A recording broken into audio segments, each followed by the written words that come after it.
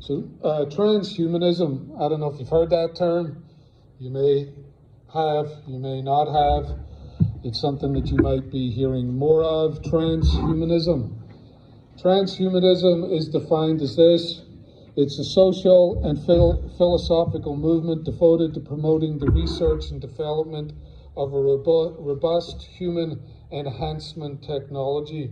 Such technologies would augment and increase human sensory reception, their emotive ability, their cognitive capacity, as well as radically improve human health, extend human lifespans.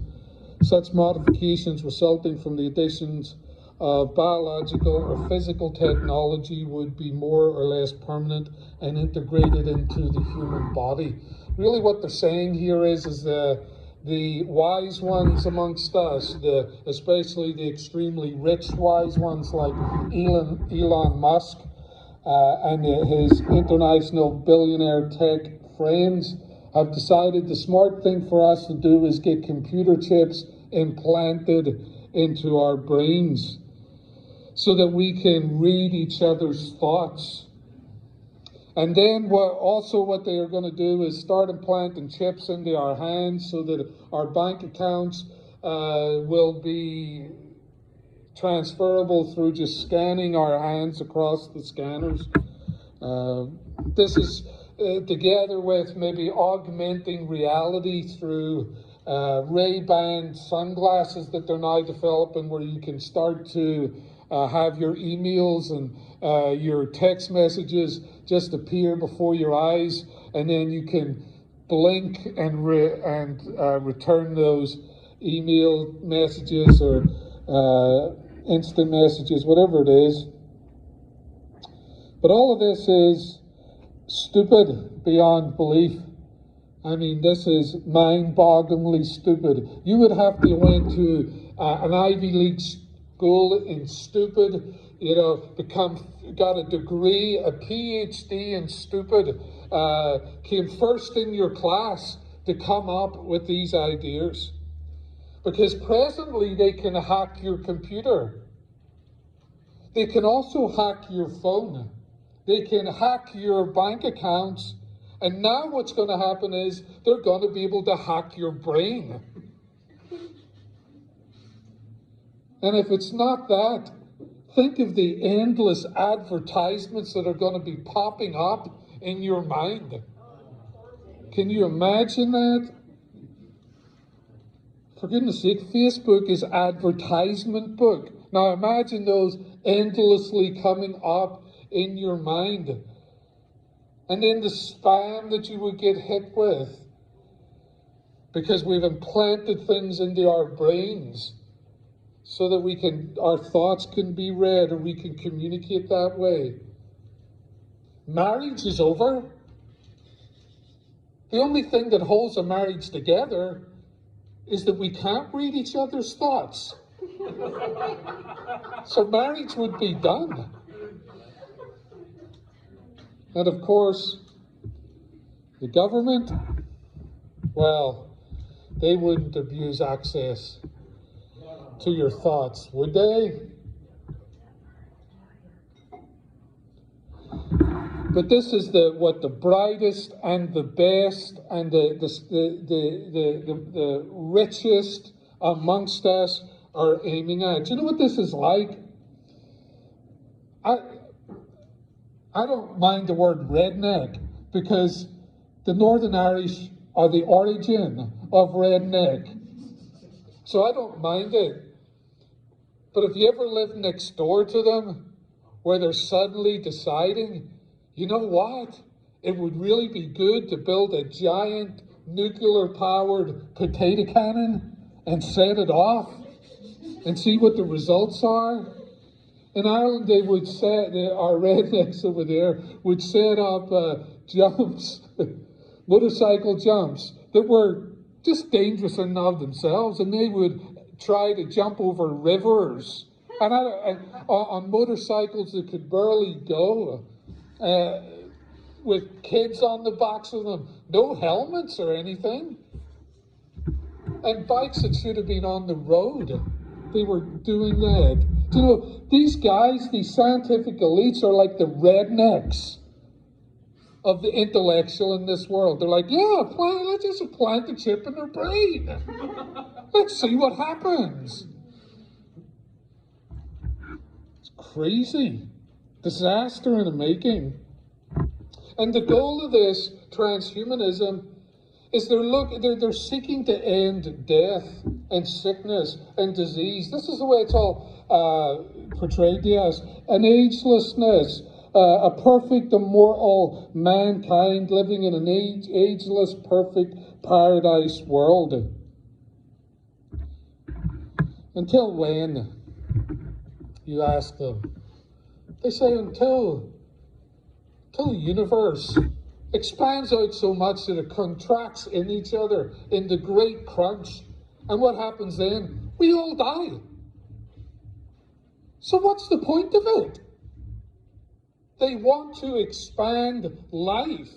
They want to create a paradise world that's on a clock, they say, that will all end in nothing. Talk about stupid. Oh, goodness. It's all pointless, this endeavor. I don't think Monty Python is good. I like to watch Monty Python, though. Something about their sense of humor, it just connects with me. But it's not good. So I'm not recommending you watch it. But if you haven't, well, I can't even, it's hard to go there. But in one of the movies called The Holy Grail, there's a group of knights who set out on a quest to find the Holy Grail. And throughout their journey, they go through all these obstacles. There's a killer rabbit in it that attacks them. It rips out their throats and stuff like that. I mean, if that's not your sense of humor, that's okay. But they're on a quest to find the Holy Grail. And one time they arrive at a castle that is filled with knights. And they get up to the door and they knock on the door, and it's French knights. And these are English knights, and the French and English don't get along. So they knock on the door and they shout over the ramparts, "What can we do for you, English knights?" And they start insulting them. I'll not try the French accent at that point. And they say, "We're looking for the Holy Grail." And they shout back to them. Well, they converse with one another. How do we get rid of him? They say, "We've already got one." And they're like, "You've already got one? It's the Holy Grail. There only is one of them." And they shout back to them, yes, we've already got one." And that goes back and forth for a while till the English knights ride away confused. How can they already have one? Elon Musk and his elite friends want to sell us the idea of a new man or a new humanity. Listen, we've already got one. 2,000 years ago, when Jesus of Nazareth rose from the dead, the new man rose out of the grave. That's what Paul's talking about in Colossians chapter 1, saying that he is the beginning. And what he's saying here is he's the beginning of a new, resurrected, immortal, sinless mankind in Jesus, in Christ.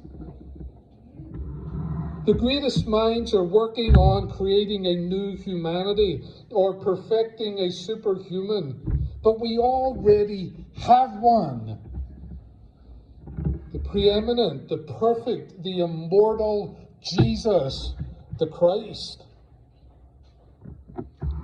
See, secular humanists come along and they want to tell us that we're on the beginning of a journey to a perfect man, to the perfect world, but in Christ it's already been done. They're 2,000 years late to the truth of what God has done in Jesus.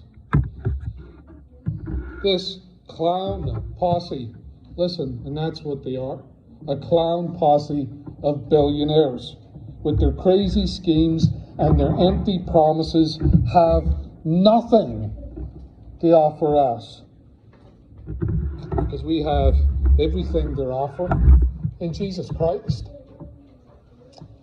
The lead singer of The Doors, Jim Morrison, said this: "Nobody gets out of here alive." Meaning, everybody is going to die.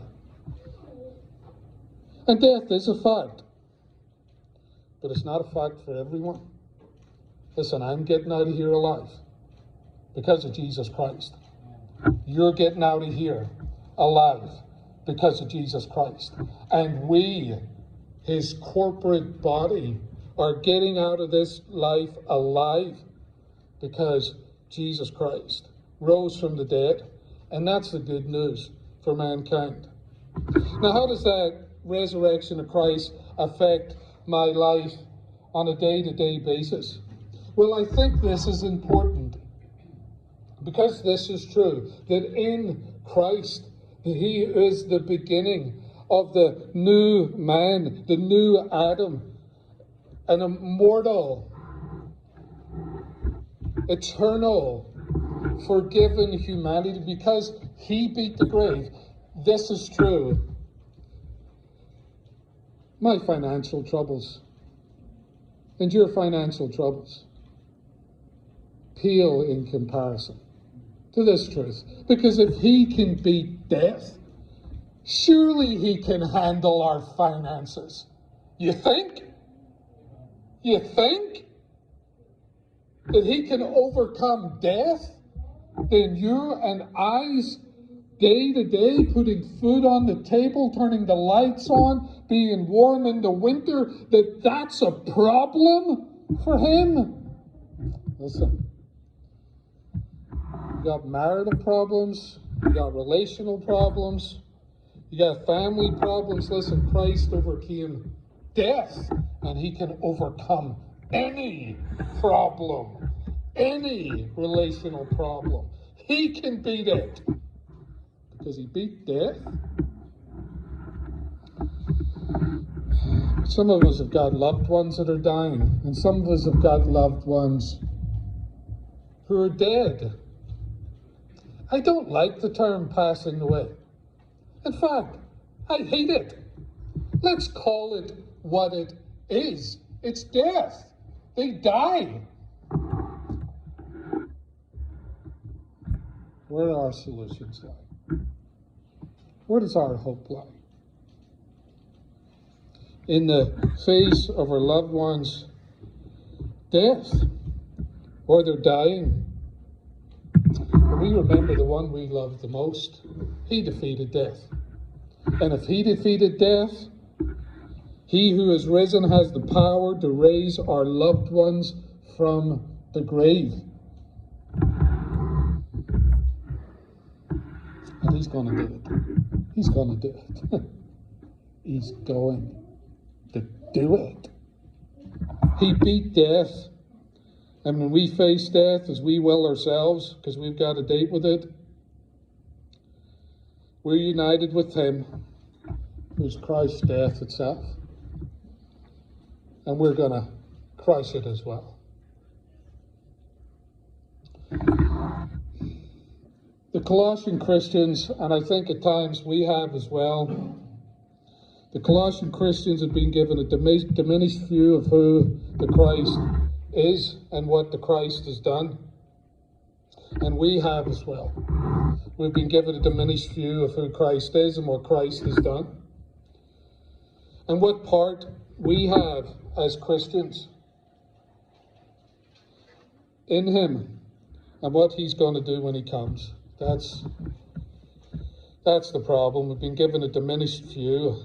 And so the Colossian Christians, they had false teachers that came along and tried to get them to focus on themselves, to focus on their climbing up some spiritual ladder to heaven, when their focus should have started with Christ crucified and raised from the dead, and what had started with Christ in the resurrection and new humanity. The Colossian false teachers came along and offered the disciples this spiritual transformation. They had offered them an upgrade in Christianity, as these secular humanists would upgrade physical man, but they had come along and said, you know, you're ordinary Christians, but you need to be like us, the super Christians. That's what the Colossian false teachers came along and offered them. And what were they like? Well, they would have claimed to have never sinned, except occasionally. They would have said that they've overcome suffering because they're too busy just praising and enjoying the grace of God. That's what they would have said. They would have been too busy with their fasting and their praying and their doing good works, and then they would be looking for titles and applause from the Christians. That's what these super Christians, super spiritual ones, would offer to the Christians. They came along and they offered to the Colossians, and people do to us today as well, Christianity without the cross, and Christianity without the resurrected Christ. And they come along and they offer church attendance and Bible reading, and you don't eat this and you don't eat that, you can't drink this thing on this day, and you got to observe these holy days, or you got to do this ritual, and you have to have your tithes and your offerings in, because that's kind of what God's really interested in, is money in the plate. That's what they came along and prescribed to the Christians, and people would do the same to us. They replaced Christ and his overcoming suffering and defeating death with a recipe for being a superhuman Christian who doesn't sin, who doesn't suffer, who doesn't carry the cross, who lives a pain-free, blessed life.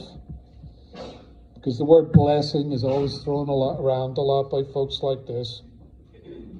And Christians who don't think about the resurrection or don't meditate on its implications for them because they're too focused on church. That's what they came along and they offered the Colossian Christians, and that's what are offered to us. But Paul, when he writes to them, he brings them squarely back to Jesus. Over and over and over and over again. In the text, the focus is on him. And in this portion of the text, he says he's the beginning of a new humanity. When he resurrected from the dead. And we are a part of that, and the Colossians are a part of that new humanity too. Alzheimer's disease, a shocking, terrible affliction. Many of us, or maybe most of us, have had family members that have been through it. The terrible evil of it is that it destroys a person's history. It destroys their identity. They can get to the point where not only do they not know who you are, but they don't know who they are. And that's something that we have to beware of, brothers and sisters, is a spiritual Alzheimer's. A spiritual story that destroys your history as Christians. Who says things like, well, you're just some sect that split off from the true church, went astray because you wanted to do your own things, and now you got to be brought back into the true church. And listen, they're lining up to be the true church. I can tell you 5 of them now. I don't care what they look like, what claims they make. That does nothing to elevate to Christ. We got to beware of people who come along and try to undermine our history, undermine our identity as Christians. We got to be careful of getting spiritual Alzheimer's, because I will not know who you are, and you will not know who I am, and you won't know who you are yourself. And the Colossian Christians had to be told You're a part of a new humanity. Christ is the beginning. He is risen from the dead, the perfect man, and in him we are brought into him as his family and being made perfect in him. He says this to the Corinthians as well. Now, Christ has been raised from the dead, the first fruits of those who are asleep. Christ is the beginning of a new, immortal, sinless, deathless mankind, and we, the church, are that new mankind. We are.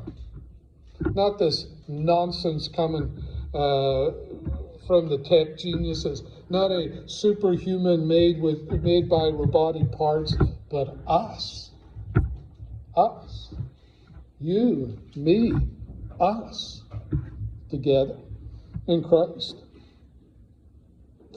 You ask yourself, how can that be? Because we look at ourselves.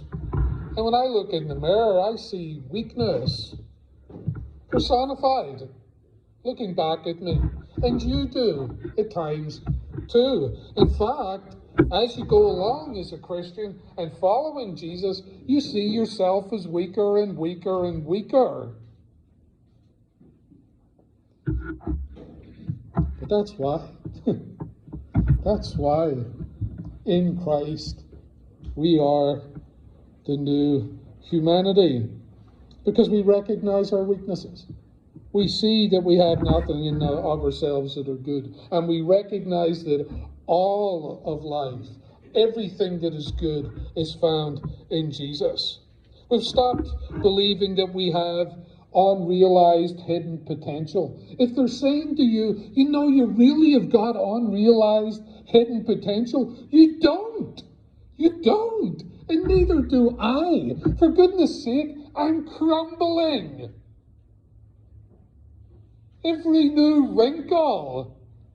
And they're coming in droves. Show how weak I am. I'm crumbling. And God help us, our young women, with all of that great beauty, are crumbling too. This is why we're the new humanity. We've given ourselves over to the immortal one, to the one who's beat death. We've put all our trust and faith in him. We've been baptized into union with him. When we went into the waters of baptism, we said yes to God's plan, to Jesus Christ, and we died to ourselves. That's being buried. We died, and rising up, we rose with him to walk in newness of life, the new humanity. The church is the new mankind.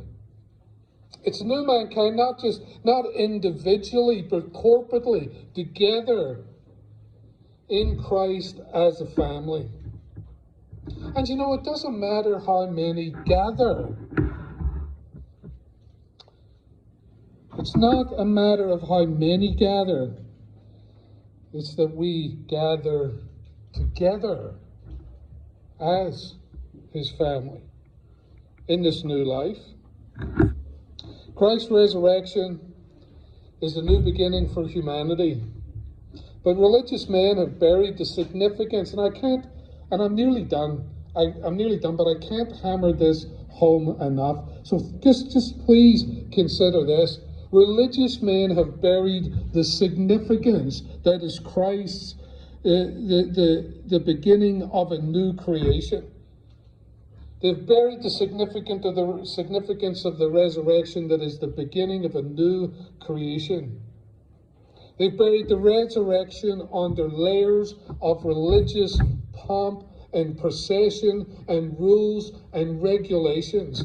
Or they've buried it onto feeling your way to God, or having a worship experience, or having an emotional connection with God who just has emotional connection with you. It's burying The truth that he beat the grave, that he rose up on the third day and is immortal, and in him we have immortality.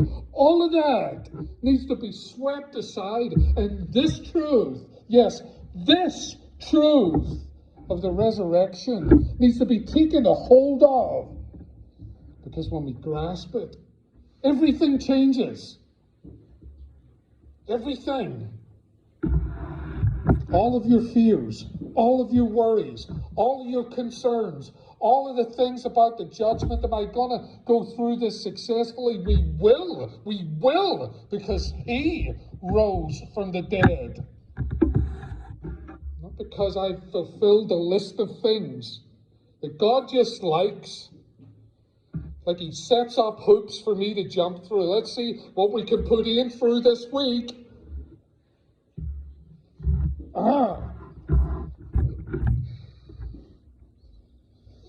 He gave us this. He gave us this. His genius. We should fall down on our knees before his genius. He gave us this bread and this fruit of the vine to bring us back to this truth, this resurrection. He gave us this so that we would confront death. We live in a world where, secular world, they don't call it death. I mentioned that earlier. They passed. What did they pass? A test? They went by you in the car? What does that mean? But they won't even use the word. And it's all...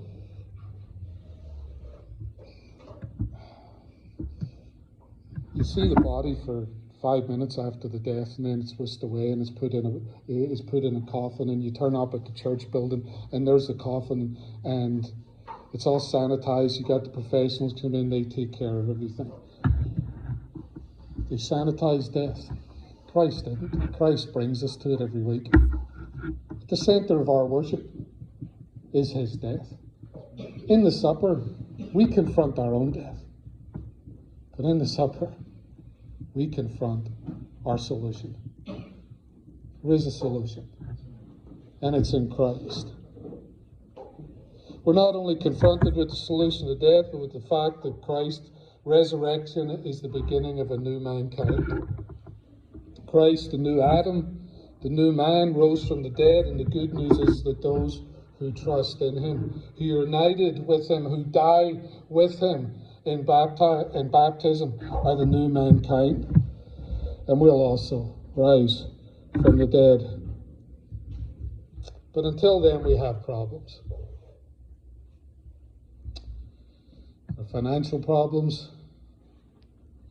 We've got our marital problems, and our relational problems, and our family problems. We got people that are addicted.